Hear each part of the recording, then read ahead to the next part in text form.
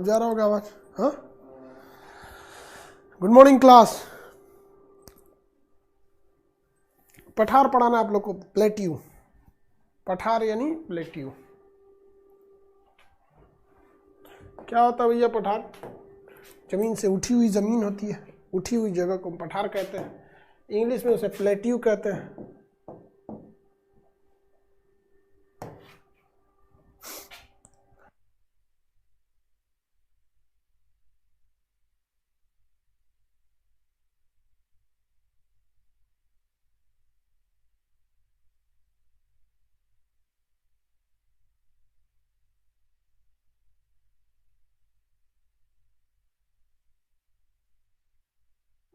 Good morning, आवाज आ रही है मेरी? आप लोग को पठार के बारे में पढ़ाना था। पठार क्या चीज होता है? प्लेट्यू इंग्लिश में कहते हैं पठार को। इंग्लिश में उसे क्या कहते हैं? प्लेट्यू कहते हैं। इंग्लिश में प्लेट्यू के नाम से जाना जाता है। क्या होता है भैया पठार? तो आपको कुछ हद तक तो बताए थे हम पठार के बारे में। एक ऐसा जमीन जो ऊंचा हो, उसका ऊपरी भाग क्या हो? सपाट हो, उसे क्या कहा जाता है? पठार कहा जाता है। नुकीला रहेगा तो उसे क्या कहा जाएगा? पर्वत कहा जाएगा। ये क्यों नहीं हो रहा है जी? ये क्या कह रहा है?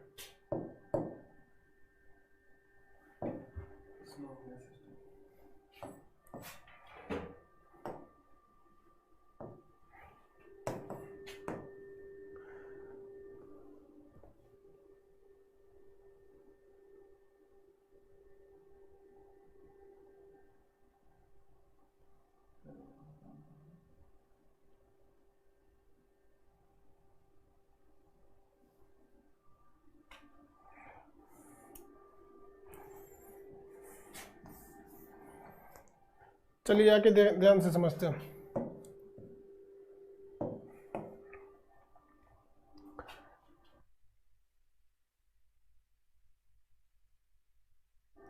देखिए वो पठार क्या चीज होते हैं? पठार यानी प्लेट्यू। हम लोग पहले 1000 मीटर की एक हम लोग लाइन खींच देते हैं। ये जो रेखा है ये 1000 मीटर के एरिया को दर्शाती है। ये 1000 मीटर ऊंचाई के एरिया को दर्शाती है। अब यहाँ आपको पठार समझना है। अरे यार पीडीएफ नहीं गया अभी तक, उसको फिर से देखो, एक बार फिर से देखो। सुन रहा हो? फिर से वो ब्लैंक तो नहीं चल गया है, वो दोबारा चेक करो। ये क्या है?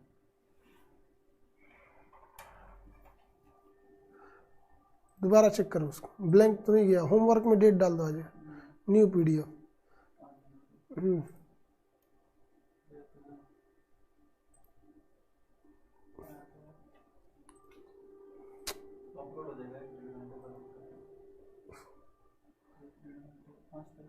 हाँ 5 तारीख को तो दिखा ही रहा है।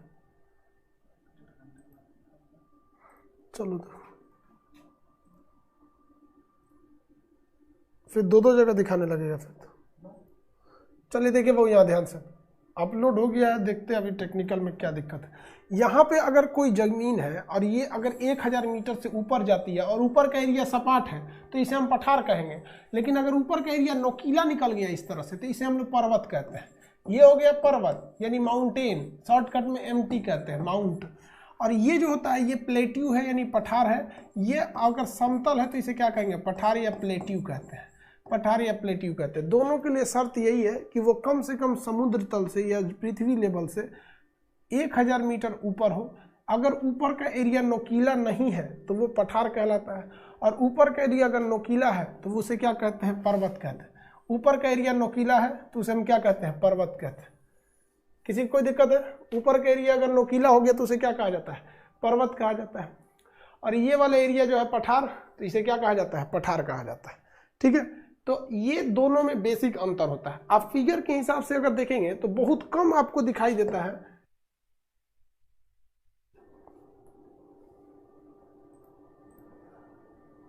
पांच तारीख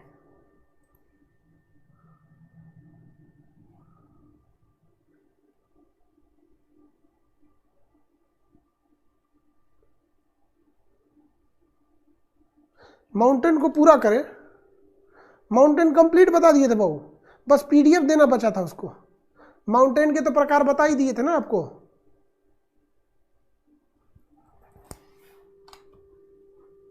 हिस्ट्री बैच जैसे पॉलिटी खत्म होगा उसकी जगह पे हिस्ट्री आ जाएगा।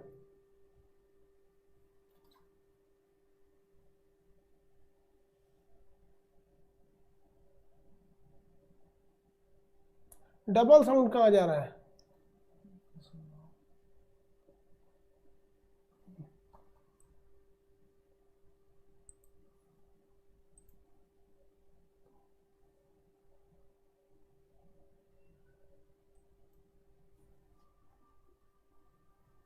चलिए देखिए ध्यान से, आवाज आवाज ठीक है ना?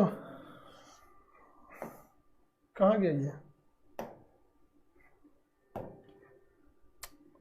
इसको क्या हो गया जी, स्लो क्यों हो रहा है? कट कर दे क्या? असल में एक बार शट डाउन हो गया था, इससे पहले वाले क्लास में अचानक बंद हो गया, इस वजह से थोड़ा सा दिक्कत हो गया। दोबारा खोल दे तो चलेगा?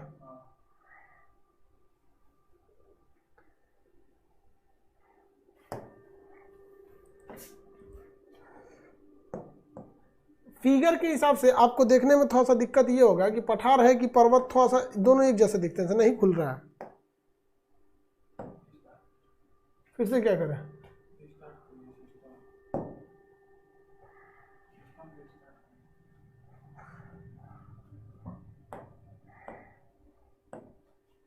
देखिए वो मेरी और ध्यान से समझिए, पठार एक ऐसा एरिया होता है जो समुद्र तल से ऊपर होता है। ये पर्वत और पठार में बस एक ही अंतर है, ऊपर का अगर छील दीजिएगा ना तो वही पर्वत क्या बन जाएगा? पठार बन जाएगा। नोकीला रहना चाहिए पठार बनने के लिए, अगर वो नोकीला नहीं है तो वो पठार नहीं है, वो किस श्रेणी में चला जाएगा? पर्वत की श्रेणी में जाएगा। पर्वत जहां पाए जाते हैं अमूमन देखा जाता है वहीं पे पठार होते हैं, क्योंकि पर्वत को जब पर्वत का अपक्षय होता है, ऊपरी हिस्सा कट छट जाता है, तो वो किसका रूप लेने लगता है? पठार यानी प्लेट्यू का रूप लेने लगता है। प्लेट्यू की कैटेगरी कई ज्यादा होते हैं और प्लेट्यू के लोकेशन के हिसाब से आपसे सवाल आते हैं कि कौन, जैसे पेंटागोनिया का पठार कहाँ है, अंतोलिया का पठार कहाँ है, मेसेटा का पठार कहाँ है, कोलोराडो का पठार कहाँ है, या दक्कन का ये पामीर का पठार, ये सान का पठार, ये सब अलग अलग टाइप के पठार होते हैं सर। तो वो लोकेशन के हिसाब से तो मैप से देखेंगे। कंसेप्चुअली भी पठार कई टाइप के होते हैं, जैसे कह देगा कि इनमें से कौन सा महाद्वीपीय यानी कॉन्टिनेंटल पठार है, या फिर इनमें से कौन सा इंटर माउंटेनियल पठार यानी अंतर पर्वतीय पठार है। तो पठार की कई कैटेगरी वाइज भी क्वेश्चन आपको आते हैं। पठार जो होता है वो खेती के लिए अच्छा होगा या खनिज के लिए अच्छा होगा? आप में से ये बता दीजिए आंसर। पठार जो होता है वो खेती के लिए अच्छा होगा या खनिज के लिए?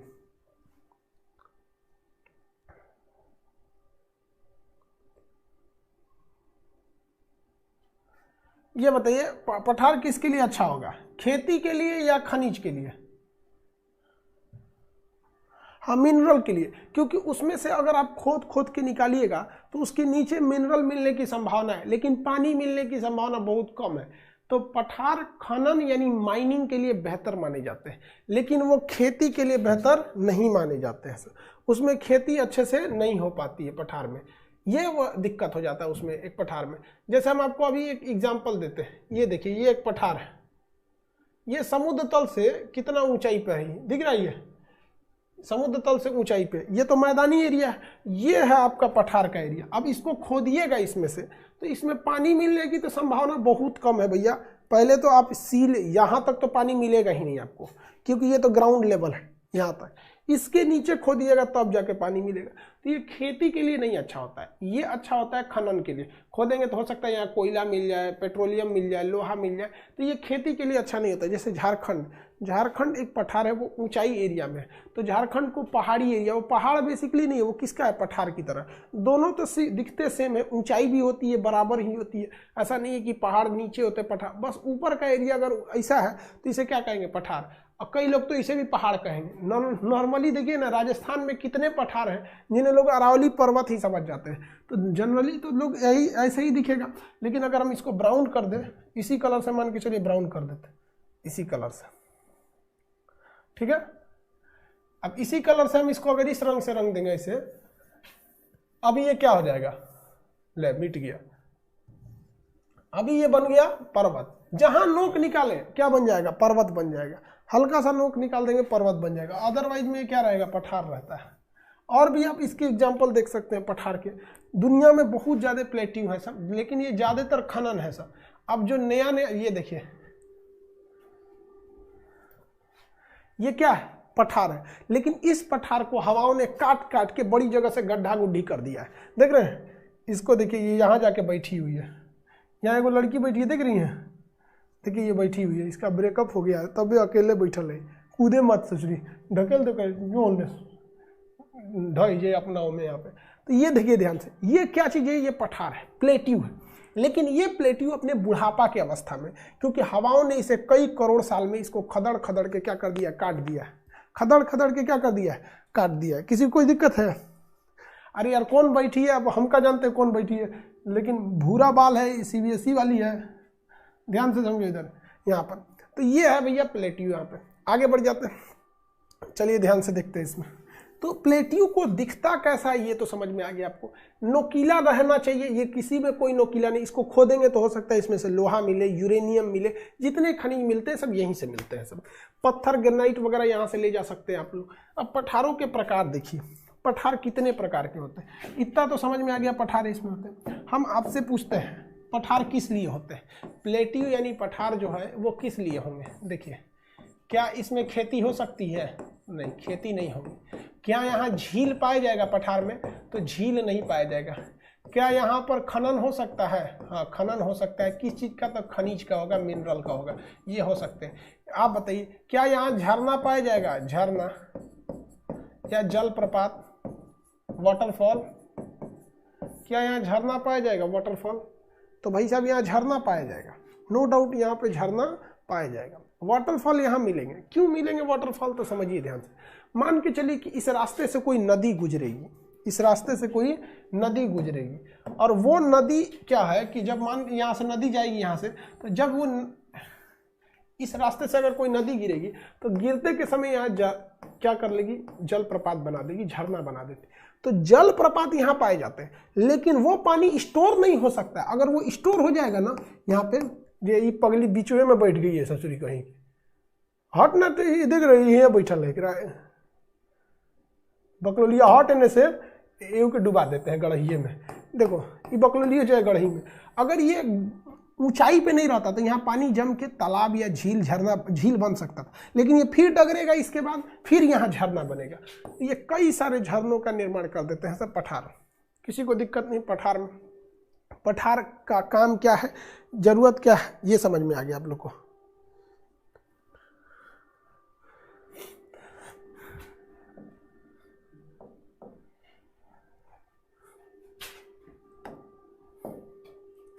ये पठार कितने टाइप के होते हैं?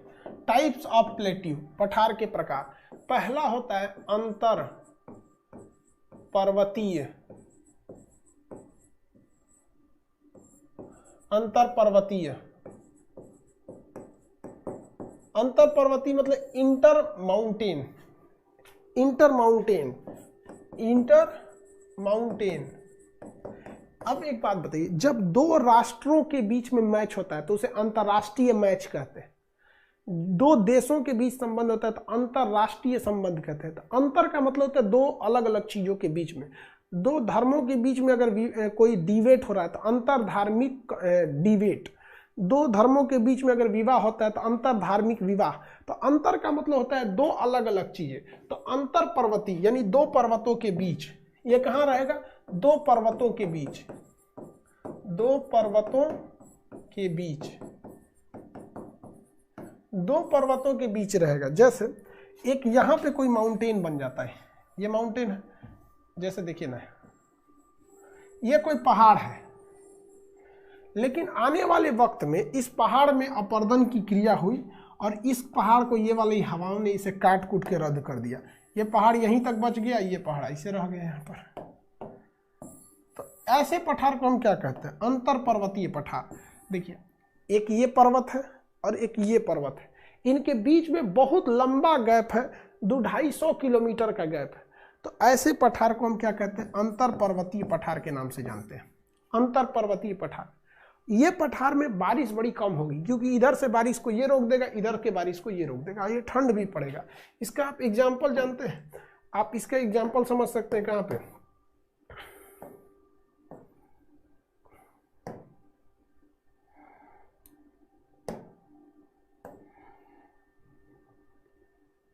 तिब्बत का पठार, तिब्बत का पठार इसका सबसे अच्छा एग्जाम्पल है। तिब्बतियन माउंटेन पठार जो है इसका सबसे बेहतरीन एग्जाम्पल है। देखिए कैसे, यहाँ पर है एक पर्वत जिसका नाम है कुनलुन सान। क्या नाम है? कुनलुन सान। और एक पर्वत यहाँ से यहाँ तक है, इसका नाम है हिमालय। ये हिमालय, इसके बीच में जो पठार है तिब्बत का पठार है। ये पठार कौन सा है? तिब्बत का पठार है।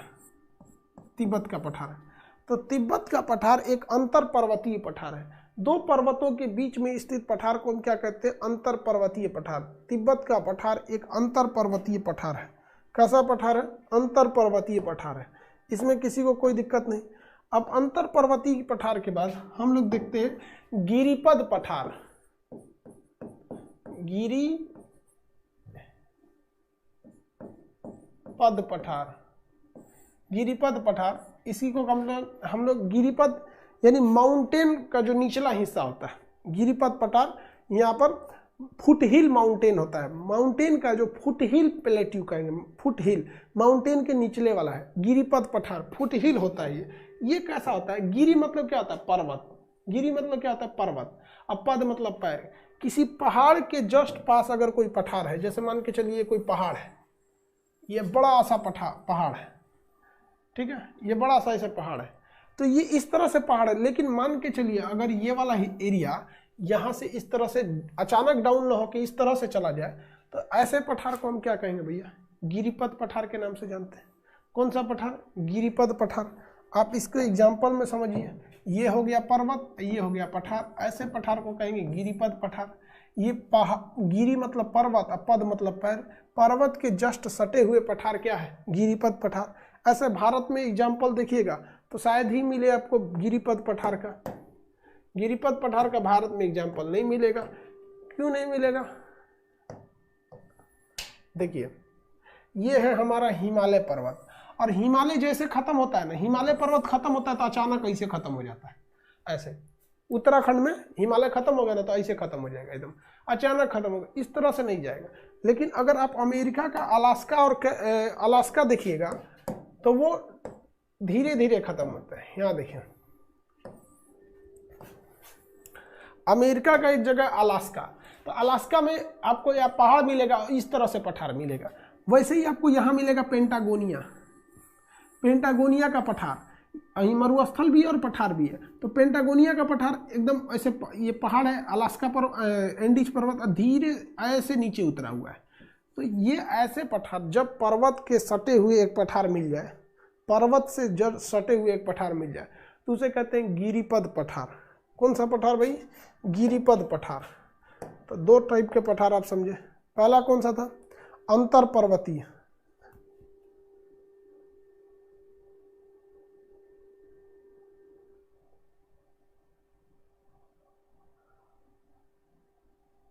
आगे बढ़े।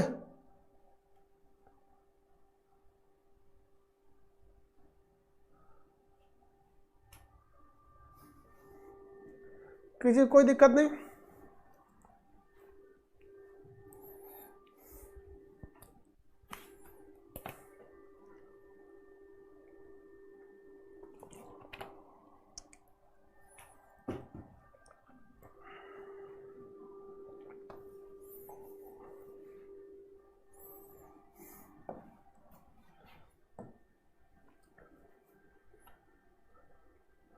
ये गिरिपद पठार हो गया।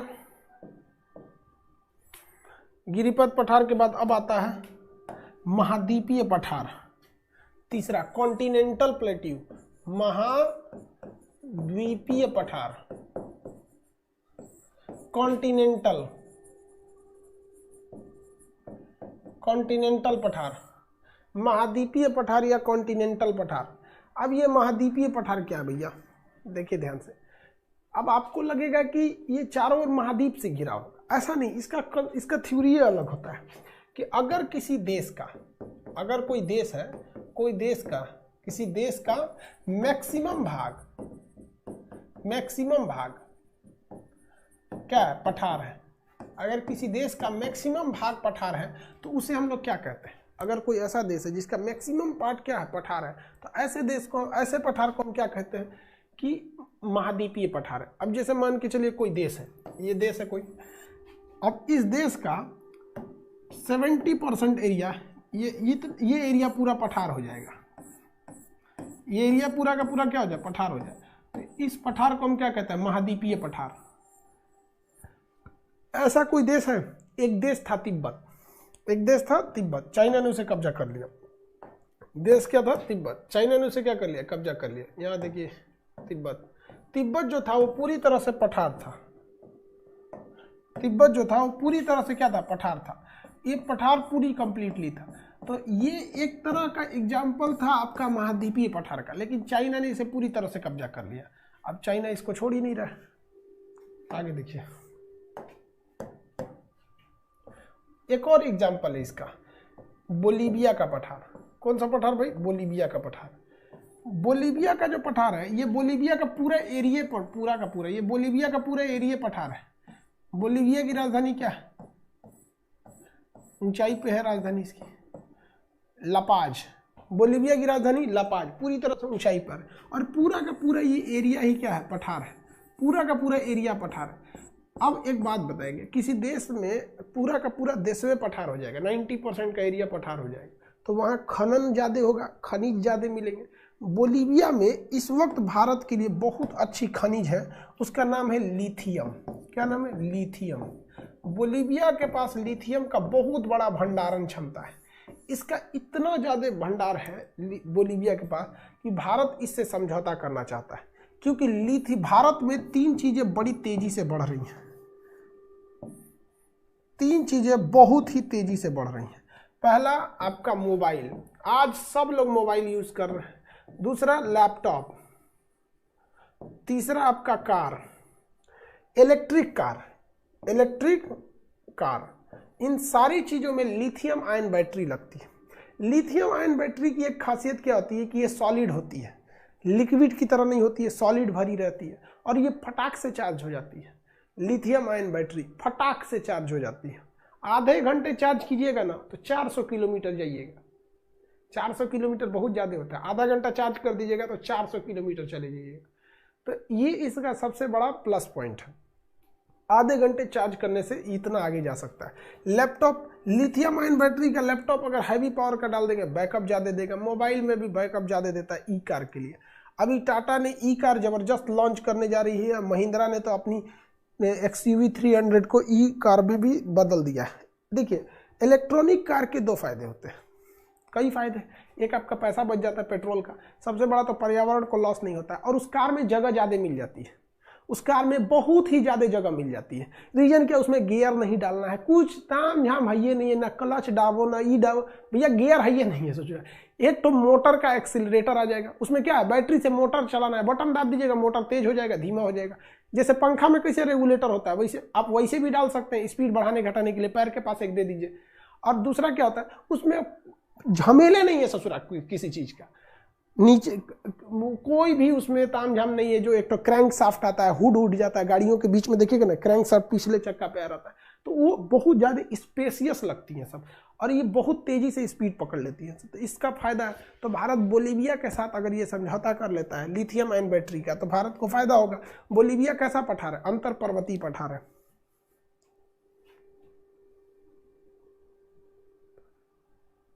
हाँ, प्लस पॉइंट है। हाँ, हैंडल तो रहेगा यार, हैंडल हैंडल तो रहेगा यार। आप हैंडल में ही स्पीड धीमा तेज कर दे सकते हैं, मतलब उसमें कोई खास झमेला नहीं होता है। इलेक्ट्रिक कार, आप हवा हवाई देखते हैं इलेक्ट्रिक वाले में, आराम से दाब के लेके चले जाइए। आप एक लॉस भारत में यही है ना इसका, कि भारत सरकार को हर पेट्रोल पंप पे कंपलसरी कर देना चाहिए कि इलेक्ट्रिक कार का चार्जर दीजिए। जितने भी पेट्रोल पंप है उनको कंपलसरी कहिए कि कम से कम आप 4 गाड़ियों को चार्ज करने का आप अपने से दीजिए। और भारत को इलेक्ट्रिक पेट्रोल पंप, जैसे इलेक्ट्रिक चार्जिंग पंप लगाना चाहिए, कि जहां पेट्रोल पंप है उसी के अगल बगल में बता दीजिए कि भैया टेंडर निकाल दीजिए कि जितने भी पेट्रोल पंप है उसके अगल बगल में इलेक्ट्रिक वाला डाल देना, उस चार्जर लगा रहेगा, कोच काच के चार्ज कर लीजिए। वहाँ पे पैसा दे दीजिएगा, 1 घंटा का कितना, 2 घंटा का कितना, अपने हिसाब से। आधा घंटा में तो फुल चार्ज हो जाएगा, आधा घंटा का ले लो 100-200 रुपया, 400 ले लो, 500 ले लो, जितना है जो हिसाब से बिजली बिल उठेगा उसका सरकार फिट कर सकती है। तो ये कौन सा पठार है? तो ये है भैया आपका महाद्वीपीय पठार है। कौन सा पठार है? महाद्वीपीय पठार। किसी पठार का अधिकांश हिस्सा, अगर किसी देश का अधिकांश हिस्सा पठार हो जाता है तो उसे क्या कहते हैं? महाद्वीपीय पठार कहते हैं। महाद्वीपीय पठार के नाम से जानते हैं। आगे बढ़े, चौथा कैटेगरी महाद्वीपीय पठार के। भारत में भी लिथियम का भंडार है, कर्नाटक में ज्यादा नहीं है भाई। लिथियम का भंडारण है बाबू, लेकिन ज्यादा नहीं है।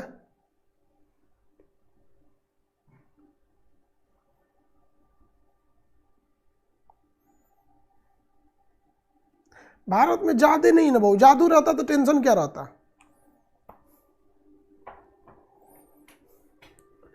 चौथा देखते हैं ज्वालामुखी पठार। ज्वालामुखी पठार,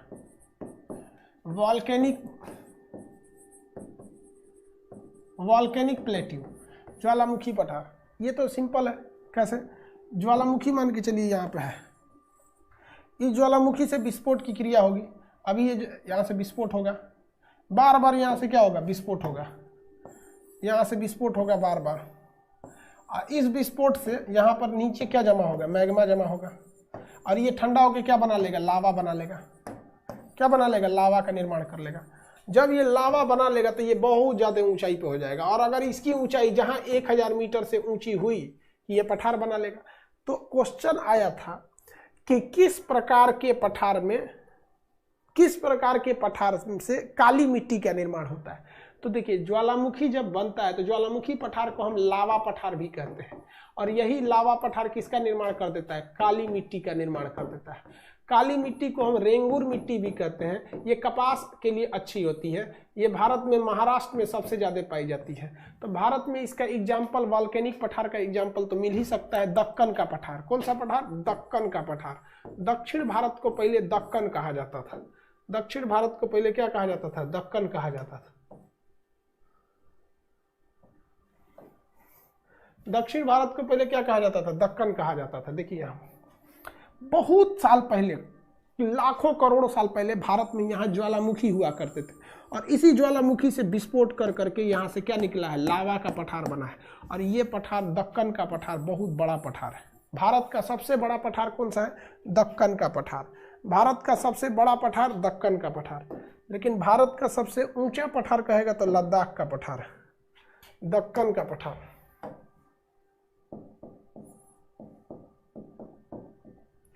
दक्कन का पठार बहुत ऊंचा है, बड़ा, बहुत विशाल पठार है दक्कन का पठार।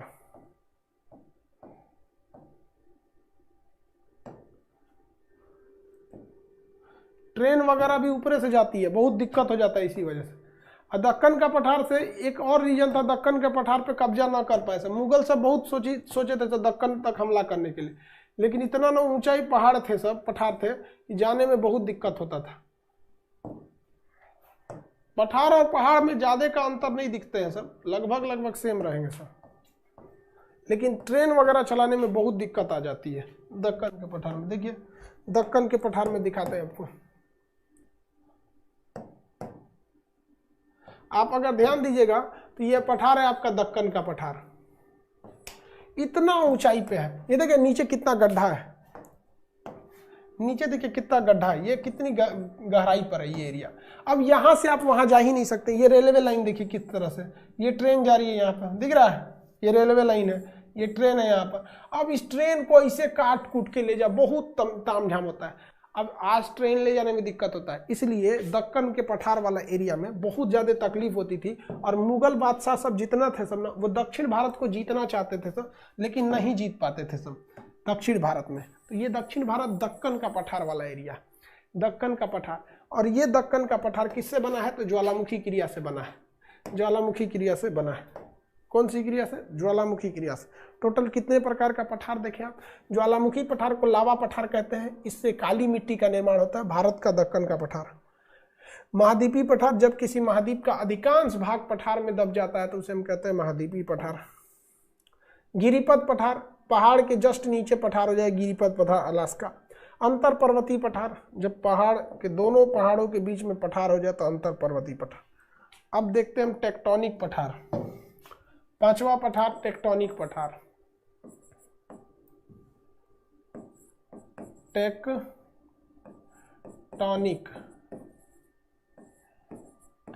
पठार। टेक्टोनिक पठार क्या होता है?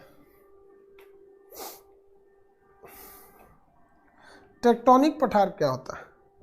टेक्टोनिक पठार एक ऐसा पठार होता है जिसका निर्माण किससे होता है? टेक्टोनिक प्लेटों से होता है। किससे होगा भैया? टेक्टोनिक प्लेटों से होगा। जैसे कोई इधर पठार है, कोई ये प्लेट है,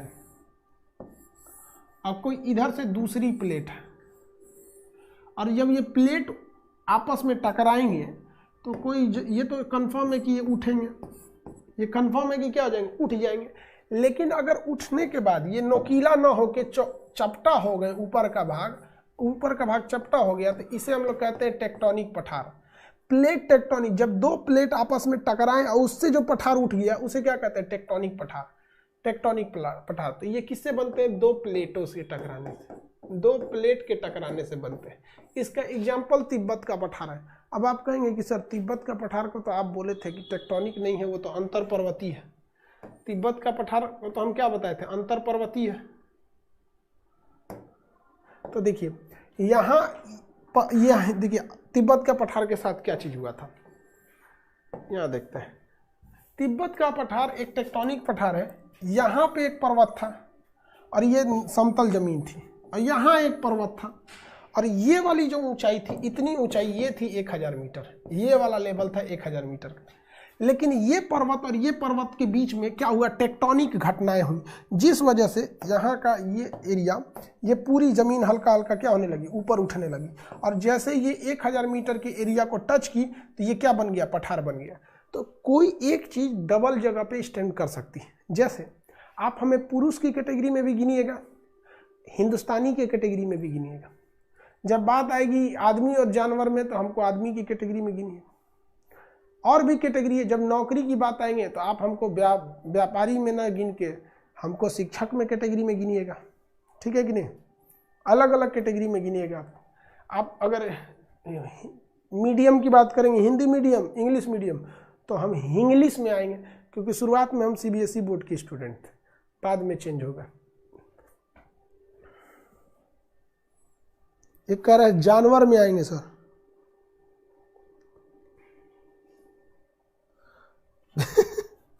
एक कह रहा है सर जानवर में आएंगे। हाँ, बायोलॉजी के हिसाब से हम लोग जानवर में आते हैं। एनिमल किंगडम में हम लोग, एनिमल किंगडम। देखिए गुस्सा जो होता है ना, गुस्सा बड़ी खराब चीज होता है। इंसान की सोच क्या है? उसे शेर कहिए तो खुश हो जाता है, जानवर कहिए तो गुस्सिया जाता है। है कि नहीं? शेर कहने पे खुश हो जाता है, हम शेर हैं शेर, जानवर को तो गुस्सिया जाएगा। भाई दोनों एक ही चीज हुआ है सब। तो इससे ये पता चलता है कि आप किस कैटेगरी में हैं, किस धर्म में हैं, किस जाति में हैं, ये कभी मायने नहीं रखता है। मायने ये रखता है कि आपका काम कैसा है। गधा भी जानवर है, शेर भी जानवर है, लेकिन किसी को कहिए गधा है क्या, किसी को ये शेर है क्या, तो खुश हो जाता है। समझे? तो इंसान के कभी भी उसकी कैटेगरी, उसकी जाति, उसका धर्म कभी मायने नहीं रखता है। समझा गया कि नहीं? क्या आप जानवर में रहेंगे तो कुछ जानवर पूजनीय होते हैं। गाय भी तो जानवर है, पूजनीय है कि नहीं? पूजा करते हैं लोग गाय की, कहते हैं देवता निवास करते हैं।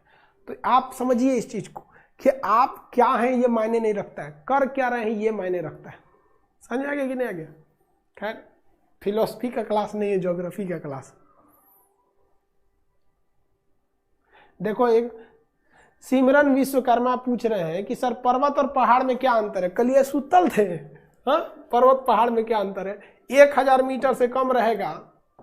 ये एक लाइन है जो 1000 मीटर की है, 1000 मीटर की लाइन है। अगर इसके नीचे कोना बना लिया तो पहाड़, ये हो गया पर्वत, ये हो गया मैदान, ये हो गया पठार। देख लीजिए पठार। अगर ऊपर का एरिया समतल है तो पठार, ऊपर का एरिया समतल है तो मैदान।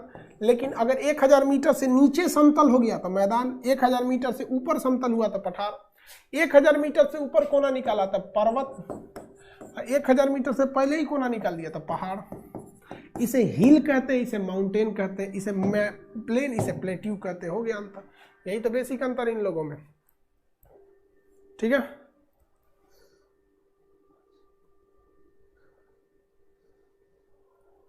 समझ में आ गया। अब बात आती है कि दुनिया का सबसे ऊंचा पठार कौन सा है। दुनिया का सबसे ऊंचा पठार, बाबू देखिए पठार बहुत ज़्यादा है सब, हम आपको पठार गिनवा देते हैं। अलास्का का पठार, कोलोराडो का पठार, मेसेटा का पठार, चियापास का पठार, मेक्सिको में कौन सा, चियापास का पठार, यहाँ पर है आपका पेंटागोनिया का पठार, मेसेटा का पठार स्पेन में है, अंतोलिया का पठार आपका तुर्की में है, पोटवार का पठार पाकिस्तान में है, तिब्बत का पठार चीन में है, दक्कन का पठार भारत में है, शाम का पठार म्यांमार में है। बहुते पठार है ससुरा, बहुते पठार। ये पठार आपको हम दिखा देते हैं, बट नक्शा के क्लास में तो आप होंगे ही, उसमें हम आपको याद करवा देंगे। ये अलास्का में है तो अलास्का का पठार, कोलोराडो का पठार, मेसेटा का पठार, चियापास का पठार, ये आपका पेंटागोनिया का पठार, मेसेटा का पठार स्पेन में है, अंतोलिया का पठार तुर्की में है, तिब्बत का पठार यहाँ पर है। अब इसमें ना दो चीज फंसता है, सबसे ज्यादा खनिज किस पठार में है, तो बोलीविया के पठार में। सर्वाधिक खनिज किस में है, बोलीविया के पठार में। इसमें खनिज की मात्रा बहुत ज्यादा है क्योंकि महाद्वीपीय पठार है। एक और चीज फंसता है, क्या फंसता है कि सबसे बड़ा और सबसे ऊंचा में प्रॉब्लम आ जाता है। सबसे बड़ा पठार कहेगा तो तिब्बत का पठार हो जाता है। देखिए बाबू, सबसे बड़ा पठार कहेगा तो तिब्बत का पठार है, ये बहुत बड़ा है और इवन इसकी ऊंचाई भी 5000 मीटर है, यानी 5 किलोमीटर है। 5000 मीटर का मतलब 5 किलोमीटर है।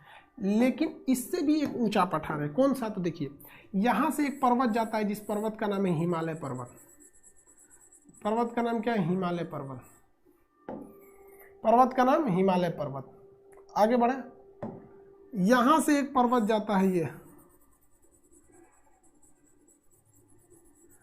ये इसका नाम है आपका हिंदुकुश पर्वत। और चाइना में एक पर्वत जाता है जिसका नाम है तियनशान पर्वत। तियनशान पर्वत, ये जब तीनों मिल जाते हैं ना चाइना के पास, तो इसे हम लोग कहते हैं पामीर नॉट, पामीर का गांठ। इसे थोड़ा गठिया जाता है तीनों मिलके। जब ये तीनों मिलके गठिया जाता है सुना, तो इसके गठियाइल भाग को कहते हैं पामीर का पठार। पामीर का पठार या पामीर नॉट, टाई का नॉट बांधते हैं ना गिट्ठा, तो इसे पामीर नॉट कहते हैं। ये तिब्बत के पठार से भी ऊंचा है, लेकिन इसे तिब्बत के पठार का ही हिस्सा माना जाता है। तो कहेगा सबसे बड़ा पठार तिब्बत का पठार, सबसे ऊंचा पठार पामीर का पठार। पामीर के पठार को हम एशिया महाद्वीप का छत कहते हैं, रूफ ऑफ द वर्ल्ड, दुनिया का छत कहा जाता है। छत क्यों, छत जो होता है सपाट रहता है और ऊंचा रहता है। अब भाई ऐसे चीज को छत थोड़े कहेंगे, हिमालय छत थोड़ी है, वहां जाके बैठ सकते हैं, इसमें तो कुछ भी कर सकते हैं। तो दुनिया का छत किसे कहते हैं, पामीर के पठार को भी कह सकते हैं, तिब्बत के पठार को भी कह सकते हैं। इसी तिब्बत के पठार का एक एरिया है। लेकिन जब कहेगा सबसे बड़ा पठार तिब्बत का पठार, सबसे ऊंचा पठार पामीर का पठार। अब ध्यान दीजिए, ये पामीर अलग नहीं है, तिब्बत के पठार का हिस्सा है। इसका कुछ भाग, इसका कुछ हिस्सा भारत में घुस जाता है लद्दाख में, भारत में घुस जाता है लद्दाख में। एसएससी सीजीएल में क्वेश्चन पूछा था कि भारत का सबसे ऊंचा पठार कौन है, तो भैया दुनिया का सबसे ऊंचा पठार पामीर का पठार और भारत का सबसे ऊंचा पठार लद्दाख का पठार। दुनिया का सबसे बड़ा पठार तिब्बत का पठार, भारत का सबसे ऊंचा पठार दक्कन का पठार, दक्कन का पठार। दुनिया का सबसे ज्यादा खनिज बोलीविया का पठार, भारत में सर्वाधिक खनिज धारवाड़ का पठार, धारवाड़ का पठार तो भारत में पढ़ाएंगे। दुनिया का सबसे बड़ा तिब्बत का पठार, भारत का सबसे बड़ा दक्कन का पठार। दुनिया का सबसे ऊंचा पामीर का पठार, भारत का सबसे ऊंचा लद्दाख का पठार। याद रहेगा, किसी को दिक्कत तो बोलिए। डेक्कन, हाँ इंग्लिश में डेक्कन बोलते हैं। डेक्कन चार्जर एक तो टीम है, वो कहाँ की टीम है जी आईपीएल में, Deccan charger, Sunrisers Hyderabad, Deccan charger. Mumbai Indians है। डेक्कन चार्जर कहाँ का है जी? कहाँ का है जी डेक्कन चार्जर?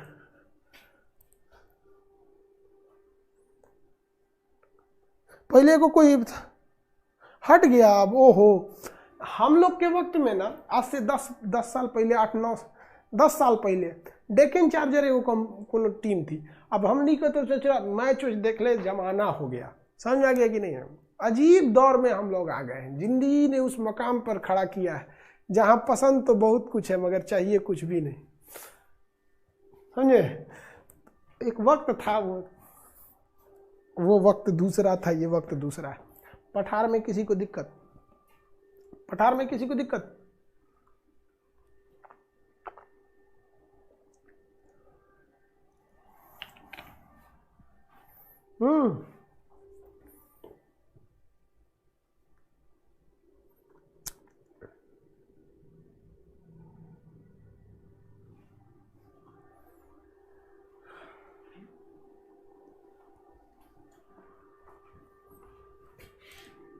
चलिए, कुछ लड़कों का कहना है सर छोटा नागपुर का पठार क्या है? कहना क्या है भैया, सही बात है। छोटा नागपुर का पठार क्या है? जिस तरह से हम लोग वर्ल्ड में चीजों को पढ़ते हैं आ गया है, उसी तरह हमें इंडिया में चीजों को पता रहना चाहिए।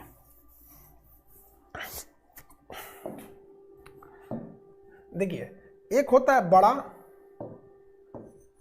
बड़ा, ऊंचा और खनिज। दुनिया में बड़ा में तिब्बत था, दुनिया में ऊंचा में पामीर था, और दुनिया में खनिज में बोलीविया था। बोलीविया था। अब भारत में बात करते हैं। किसमें? भारत में। भारत में सबसे ऊंचा लद्दाख, सबसे बड़ा जो है दक्कन का पठार है। तो ये तो हमें समझ में आ गया, भारत में मार देंगे सबसे बड़ा कहेगा तो दक्कन का पठार, बहुत बड़ा एरिया है दक्कन के पठार का, तो हम यहाँ मार देंगे दक्कन। ऊंचा कहेगा तो पामीरे वाला हिस्सा मार देंगे लद्दाख का पठार, लद्दाख का पठार। और अगर सबसे ज्यादा खनिज कहेगा ना तो कर्नाटक में स्थित है धारवाड़ का पठार। कर्नाटक में स्थित है धारवाड़ का पठार। कौन सा? धारवाड़ का पठार, धारवाड़ का पठार। आप बताइए, कर्नाटक में धारवाड़ के पठार में एक खदान है, खोदा गया ना धारवाड़ के पठार को। इस धारवाड़ के पठार को इसे खोदा गया ना ससुरा, तो अंदरवा से सोना निकल गया। क्या निकल गया? सोना निकल गया। तो उसी को कहते हैं कोलार की खान। कोलार। धारवाड़ की पठार को जब भोंक करके खोदा गया तो कोलार की खान से क्या निकला? सोना। क्या निकला भैया? सोना निकला। आ गया?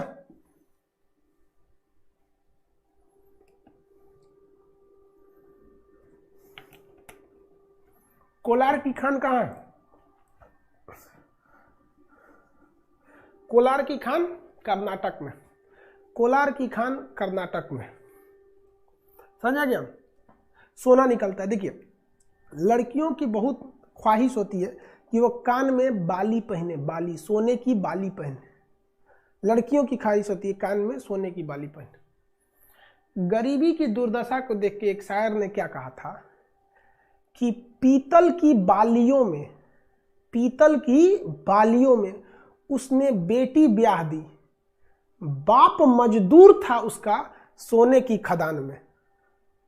नहीं समझे? पीतल की बालियों में उसने बेटी ब्याह दी, बाप मजदूर था उसका सोने की खदान में। यानी अगर आप सोने के खदान में भी मजदूरी कर रहे हैं ना तो कोई आपका साथ नहीं देगा। ये दुर्दशा हो जाती है मजदूरों की।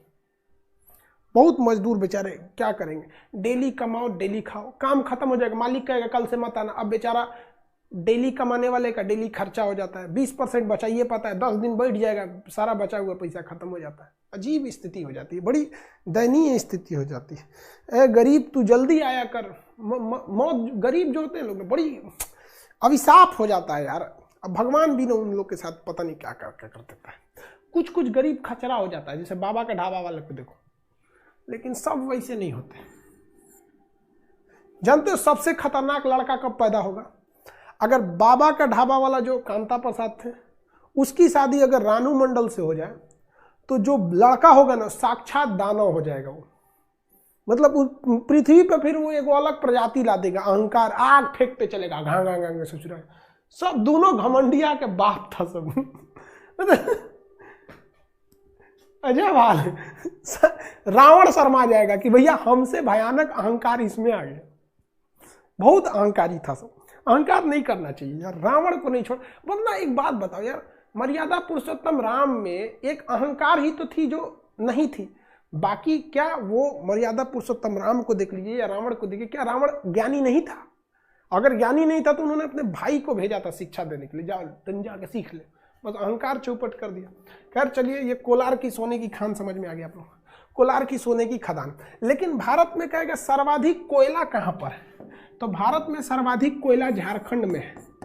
तो कोयला के लिए भारत में सबसे ज्यादा हो जाता है छोटा नागपुर, छोटा नागपुर, नागपुर, छोटा नागपुर कहते हैं। देखिए झारखंड को भूगोल में छोटा नागपुर कहते हैं। तो छोटा नागपुर किसके लिए भैया? कोयला के लिए, कोयला के लिए, छोटा नागपुर कोयला के लिए। तो भारत में सर्वाधिक खनिज किस पठार में? कोलार की खान में, मतलब धारवाड़ के पठार में। भारत में सर्वाधिक कोयला छोटा नागपुर के पठार में। भारत का सबसे बड़ा पठार दक्कन का पठार। भारत का सबसे ऊंचा पठार लद्दाख का पठार। दुनिया का सबसे बड़ा पठार तिब्बत का पठार। दुनिया का सबसे ऊंचा पठार पामीर का पठार। दुनिया में सर्वाधिक खनिज कहाँ पाए जाएंगे? तो दुनिया में सर्वाधिक खनिज जो मिलते हैं वो मिलते हैं बोलीविया के पठार में। पठार में किसी को दिक्कत?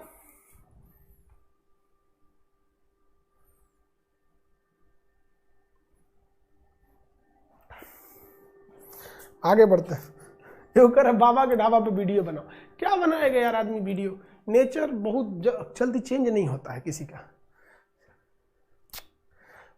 पता है न जाने कितने गरीबों को, न जाने कितने गरीबों से इंसान का विश्वास उठ गया एक बुढ़ा के वजह से। एक बुढ़ा के वजह से न जाने कितने गरीबों पर लोगों का विश्वास उठ गया। देख साला ये गरीब नहीं होगा, एक बुढ़ा की वजह से। बहुत अफसोस होता है। चलिए आज के लिए इतना ही रहने देते हैं। अब कल डेजर्ट पढ़ाएंगे आपको। डेजर्ट, डेजर्ट मतलब क्या होता है? मरुस्थल। कल डेजर्ट पढ़ाएंगे। पीडीएफ देखते हैं क्या समस्या है पीडीएफ फॉर्म में। छोटा नागपुर झारखंड का ही नाम है।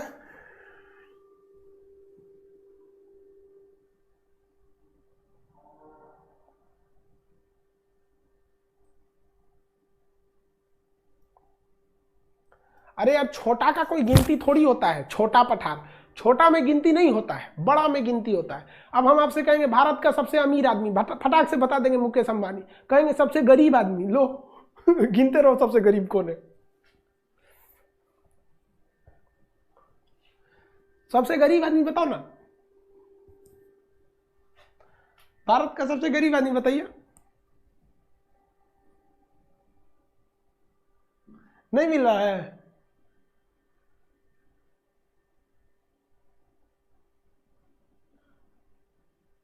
कर रहे हम वही है सर।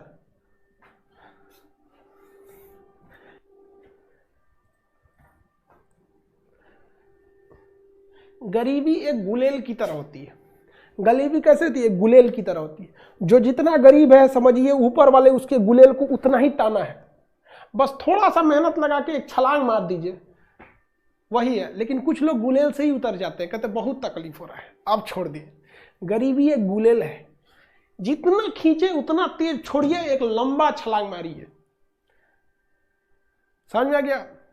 गरीबों में तो यही खासियत होती है यार, वो चलना दौड़ना तो सीखते ही हैं लेकिन छलांग मारना ज्यादा जानते हैं। मध्यम वर्ग के लोग चलना जानते हैं, दौड़ना जानते हैं, लेकिन गरीब के घर का लड़का छलांग मारना जानता है। एक ऐसी छलांग मारिए जो दुनिया देखते रह जाए क्या किया है। वरना हर अमीर, हर सक्सेसफुल आदमी के पीछे देखिएगा एक बहुत बड़ी खराब कहानी होती है। हम आपको क्या बताया यार, हमको तो हमारे दोस्तों ने पढ़ाया था। सोनू सिंह, सोनू शर्मा, हेमंत सिंह, पवन सिंह, 3 दोस्तों ने हमको पढ़ाया था अपना पैसा देके, अपने पॉकेट मनी से काट के। सबके साथ प्रॉब्लम होता है, ऐसा नहीं है। लेकिन हाँ, इंसान को कभी अपना वक्त नहीं भूलना चाहिए। आज भी हम ऑनलाइन भी बोल देते हैं इन लोग के नाम। इन लोगों ने हमको बहुत साथ दिया, वरना कुछ और ही होता आदमी। खैर चलिए कोई बात नहीं, मिलेंगे नेक्स्ट। मारिए छलांग एक लंबा, ताकि हम भी देखते रह जाए। मोदी जी ने भी तो चाय बेचा था, नहीं बेचे थे क्या?